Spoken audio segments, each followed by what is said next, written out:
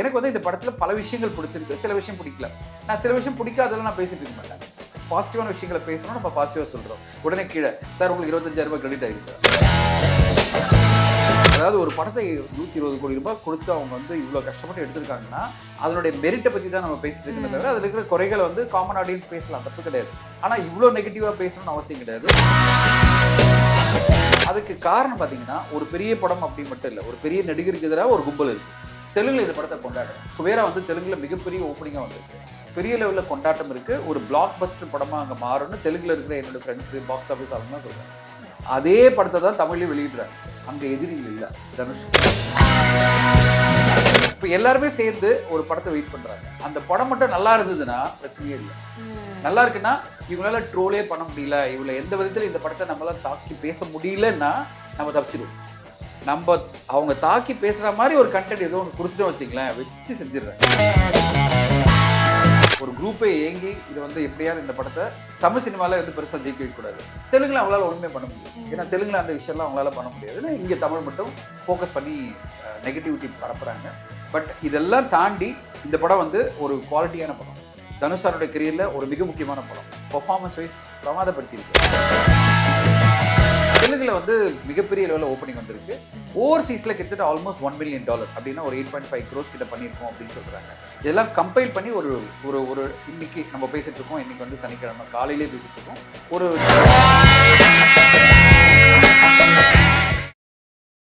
வணக்கம், நான் நயினார் நாகேந்திரன் பேசுகிறேன். வரும் 22ஆம் தேதி மதுரையில் முருக பக்தர்கள் மாநாடு நடைபெற இருக்கிறது. அனைவரும் கலந்து கொண்டு சிறப்பிக்குமாறு அன்போடு வேண்டுகிறேன். நன்றி, வணக்கம். Meenakshi Academy of Higher Education and Research. Admissions open. Apply online. Powaco 5G. Best design. Best AI. Think Techno. Think Purvika. மணப்பெண்ணின் பிரத்யேகமான திருமணம். Vivaha the Chennai Silks. அறுவை சிகிச்சையில் கத்தை என்பது வரலாறு, ரோபோட்டிக் சர்ஜரி என்பது இன்றைய கூறு. தங்கம் புற்றுநோய் சிகிச்சை மையம் நாமக்கல் மற்றும் கான்பூர். கிங் டிவி நேயர்களுக்கு வணக்கம். இன்று நம்முடன் இணைந்திருக்கும் சிறப்பு விருந்தினர் தயாரிப்பாளர் தனஞ்சயன் அவர்கள். சார் வணக்கம். வணக்கம். சரி, இப்போ சொசைட்டி முழுக்க ஒரே தனுஷ் ஃபேன்ஸோடைய அலப்பறைகள் பார்க்க முடியுது. குபேரா படம் ரிலீஸ் ஆயிருக்கு. இயக்குனர் சேகர் கமுலா இயக்கத்துல தனுஷ் அவர்கள் நடிச்ச குபேரா படம் எப்படி இருக்கு, நீங்க பாத்தீங்களா? அலப்பறைகளா அப்படிலாம் வார்த்தையெல்லாம் சொல்வீங்களா? அப்படிலாம் கிடையாது. ஒரு படம் வந்து பார்த்தீங்கன்னா நம்ம வந்து ஒரு காமன் ரசிகரா பார்க்கலாம், இல்லை வந்து தனுஷ் ரசிகரா பார்க்கலாம். அதில் வந்து அலப்பறையெல்லாம் எதுவும் கிடையாது. இப்போ ஃபேன்ஸ் எப்பவுமே ஒரு படத்தை செலிப்ரேட் பண்ணுவாங்கல்ல. இப்போ தனுஷ் அவர்கள் பார்த்தீங்கன்னா ஒவ்வொரு படத்துலையுமே ஒரு சிறப்பான நடிப்பு கொடுத்துட்டு வர்றாரு. அது வந்து இப்போ இனிமேல் வந்து டேக்கன் ஃபார் கிராண்டட். அவருடைய படம் அப்படின்னாலே அவர் வந்து மிகச்சிறந்த நடிப்பு கொடுத்துருவாருன்னு 2 தேசிய விருது வாங்கியத்திலே ப்ரூவ் பண்ணிட்டாரு. இப்போ இந்த படம் குபேரா பொறுத்தவரை பார்த்தீங்கன்னா ஃபர்ஸ்ட் டே ஃபர்ஸ்ட் ஷோ நான் பார்க்கும்போது என்னன்னா, இந்த படம் வந்து ஒரு அற்புதமான நடிப்பு, தனுஷாரோட நடிப்பு, நாகார்ஜுன நடிப்பு, ராஷ்மிகா நடிப்பு, ஒரு நல்ல ஒரு சொசைட்டியில் வந்து நடக்கிற விஷயங்களை வந்து ஒரு அழகான ஒரு கதையோட எல்லாம் கொடுத்துருக்காங்க. ஆனால் சில விஷயங்கள் தமிழ் சினிமாவுக்கு ஒத்து வரல. என்னன்னா கதைக்களம் வந்து வேற ஊர், கம்ப்ளீட்டாக ஆந்திராவில் நடக்கிற ஒரு கதை.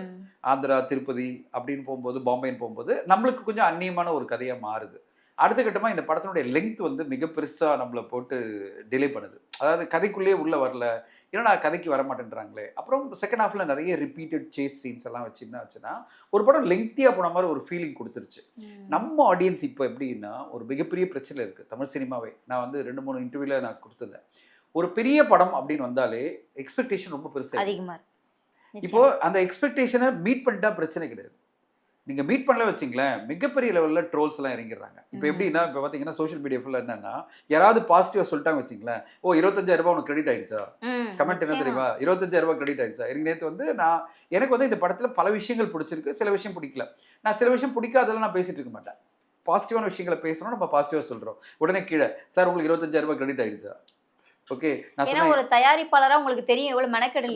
அதாவது ஒரு படத்தை 120 கோடி ரூபாய் கொடுத்து அவங்க வந்து இவ்வளவு கஷ்டப்பட்டு எடுத்திருக்காங்கன்னா அதனுடைய மெரிட்டை பத்தி தான் நம்ம பேசிட்டு இருக்கோமே தவிர அதுல இருக்கிற குறைகளை வந்து காமன் ஆடியன்ஸ் பேசலாம், தப்பு கிடையாது.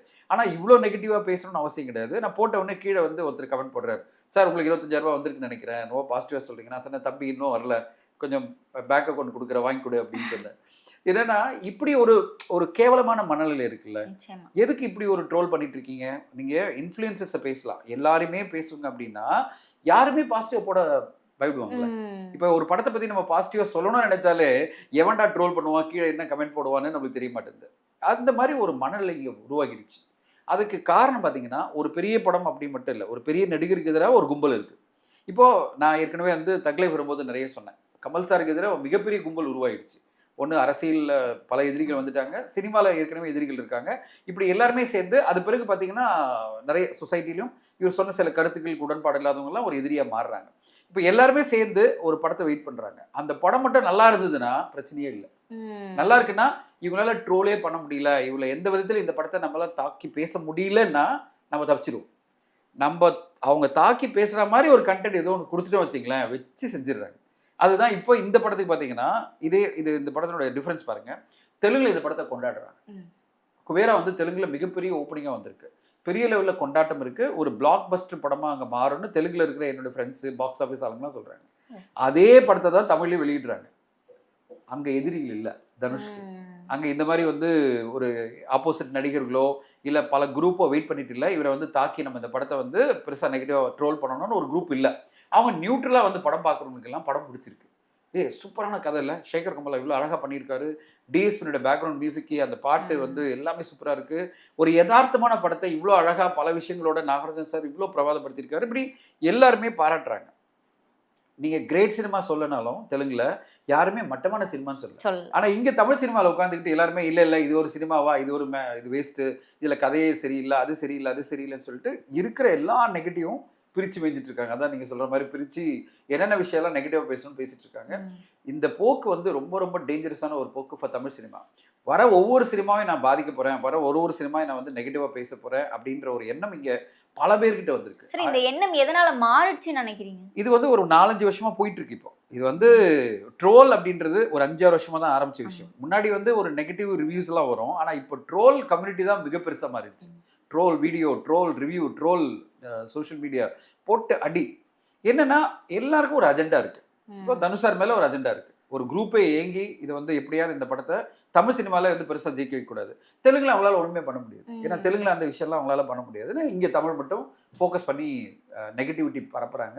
பட் இதெல்லாம் தாண்டி இந்த படம் வந்து ஒரு குவாலிட்டியான படம். தனுஷாருடைய கெரியரில் ஒரு மிக முக்கியமான படம். பெர்ஃபார்மன்ஸ் வைஸ் பிரமாதப்படுத்தியிருக்காரு. ஒரு கண்டென்ட்டாக இது வந்து நெகட்டிவான கண்டென்ட் கிடையாது, இது ஒரு டீசெண்டான கண்டென்ட். ஒரு தடவை பார்க்கலாம் இந்த படத்தை.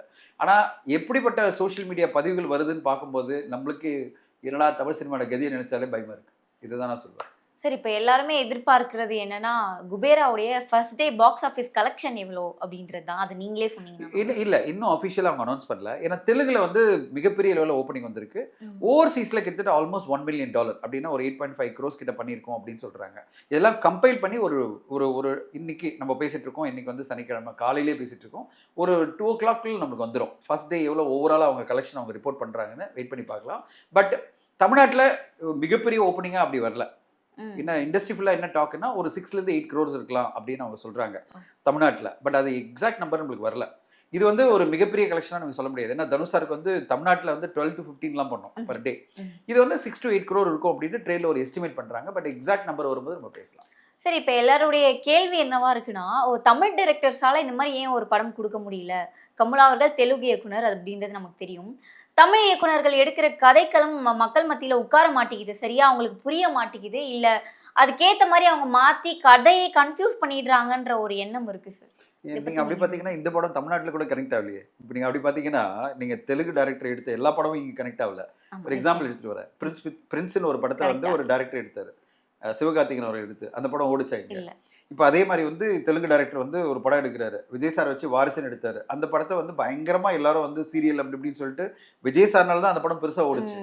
ஆனால் படமாக அவங்க வந்து பயங்கரமாக இங்கே எல்லாருமே கமெண்ட் அடிச்சிருந்தாங்க. ஸோ தெலுங்கு டைரக்டர்லாம் தமிழ் சினிமா தெரிஞ்சுக்கிட்டாங்கன்னு நம்ம சொல்ல முடியாது, இல்லை அவங்களும் கஷ்டப்படுறாங்க. இல்லை சார், ஆனால் மற்ற மொழி படங்களை வரவேற்கிற மாதிரி நம்ம தமிழ் படங்களை தமிழர்களே வரவேற்க மாட்டாங்களோ அப்படின்ற ஒரு. அப்படி இல்லை, இங்கே பெரிய நடிகர்கள் நடித்த படத்துக்கு இருக்கிற பெரிய ப்ராப்ளம் அதுதான் நான் சொன்னேன், எக்ஸ்பிளைன் பண்ண மாதிரி. பெரிய நடிகர்கள் படம்னாலே ஒரு குரூப் எதிர நின்று அந்த படத்தை காலி பண்ண நினைக்கிறது தான் இந்த பிரச்சனையே எல்லாமே. இல்லைனா இந்த படத்தினுடைய குவாலிட்டியான விஷயங்களை மட்டும் பேசுனாங்கன்னா பாசிட்டிவான விஷயங்கள் நிறைய பேசலாம். ஆனால் அதை விட்டுட்டு எல்லாருமே நெகட்டிவ் விஷயம் பேசுகிறாங்க பார்த்தீங்களா, அதுதான் இந்த படத்துக்கு நடந்திருக்கு. சேகர் கமலாவும் தமிழ் ஆடியன்ஸை இன்னும் புரிஞ்சிக்கல. தமிழ் ஆடியன்ஸுக்கு என்னன்னா இந்த லெங்க்தான ஒரு படத்தை பார்க்க மாட்டாங்க. ஏற்கனவே பார்த்தீங்கன்னா எதெல்லாம் லெங்க்தான படமோ அது ஒர்க் ஆகல. நீங்கள் எடுத்து பாருங்க, எக்ஸாம்பிள் எடுத்து பாருங்க. ஒரு தக் லைஃப் இருந்தாலும் சரி, இந்த படம் வந்தாலும் சரி, கேம் சேஞ்சராக இருந்தாலும் சரி, எதெல்லாம் 2.5 மணி நேரம் தாண்டிச்சுன்னு வச்சிங்களேன் அப்படியே நின்றுடுறாங்க. ஐயோ இந்த படம் வந்து கம்ப்ளீட்டாக நம்ம கனெக்ட் ஆகாதுன்னு. அதுக்காக எல்லா படம் ஓடாதுன்னு சொல்ல, எக்ஸப்ஷன் இருக்கலாம். But majority of the film Indian டூவில் பார்த்தீங்கன்னா 3 மணி நேரம்னா அப்படியே காலி படம். ஸோ எந்த படமெல்லாம் லெங்க் ரொம்ப அதிகமாக போச்சோ அது மாட்டிக்குது. ஸோ லெங்க் அப்படின்றது இன்னைக்கு இந்த ஆடியன்ஸோட மைண்டில் எப்படி இருக்குன்னா, என்னை என்கேஜிங்காக என்டர்டெய்னிங்காக கொண்டு போயிட்டே இரு த்ரூ அவுட் த 3 hours. நான் என்ஜாய் பண்ணுறேன். நீ அந்த 3 hours கொடுக்குறேன்னா எனக்கு அந்த டெலிவரி நீ கொடுக்கணும். அது கொடுக்கலன்னா எனக்கு இந்த படம் வேணாம். இந்த படத்தை நான் வந்து அவுட் ஸ்ட்ரைட் ரிஜெக்ட் பண்ணி நான் ட்ரோல் பண்ணுவேன்றாங்க. இதுதான் நம்மளுக்கு இருக்கிற சேலஞ்ச். சார், கூலி, ஜனநாயகன் பிரச்சனை, ஜனநாயகன் பராசக்தி பிரச்சனைன்னு பல தெரியாத தகவல்கள் பற்றி ரொம்ப நல்லா ஷேர் பண்ணிக்கிட்டீங்க. புரிகிற மாதிரி சொன்னீங்க சார். தொடர்ந்து பேசலாம் சார். நன்றி. தேங்க்யூ. வணக்கம், நான் நயினார் நாகேந்திரன் பேசுகிறேன். வரும் 22ஆம் தேதி மதுரையில் முருக பக்தர்கள் மாநாடு நடைபெற இருக்கிறது. அனைவரும் கலந்து கொண்டு சிறப்பிக்குமாறு அன்போடு வேண்டுகிறேன். நன்றி, வணக்கம்.